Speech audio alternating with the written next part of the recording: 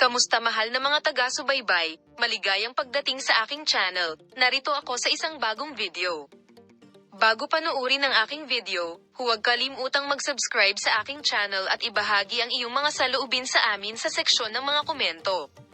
Ang mga bagong balita ay nagmula sa mga sikat na aktor na sina Engin Akyurek at Tuba Buyak Ustan. Nagbigay ng kawili-wiling tugon si Tuba Buyak Ustan sa hindi inaasahang reaksyon ng aktor na si Engin Akyurek at ang pag-aangkin na sila ay magkasama sa napakatagal na panahon.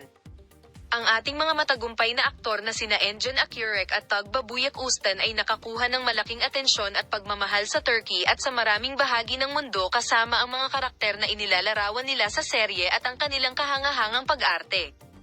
Ang magandang aktres na si Tuba Buyak Ustan ay palaging nagpakita ng labis na interes at pagmamahal sa kanyang mga anak. Masaya rin si Engin Akyurek sa mga anak at kambal ni Tuba Buyak Ustan bilang suporta kay Tuba Buyak Ustan. Bagamat sinubukan nina Engin Akyurek at Tuba Buyak Ustan na panatilihing sikreto ang kanilang relasyon, ang mga haka-haka sa social media ay nagsiwalat ng mga kagiliw-giliw na pahayag tungkol sa kanilang buhay pag-ibig para sa back-to-back na mga chismis. Dahil dito, muling binigyang diin nina Engin Akyurek at Tuba Buyak Ustan ang kawastuhan ng kanilang desisyon na panatilihing lihim ang kanilang pag-iibigan. Hindi napapansin na ang paboritong mag-asawa ng lahat, sina Tuba at Engin, ay nanguna sa isang bagong claim. Ang mga pag-aangkin na ang mag-asawa ay nagpakasal ng palihim at nabuhay sa kanilang pag-iibigan ng lihim, at ang mga alingawngaw na ipinagpatuloy nila ang kanilang kasal ng palihim ay patuloy na umakit muli sa atensyon ng lahat.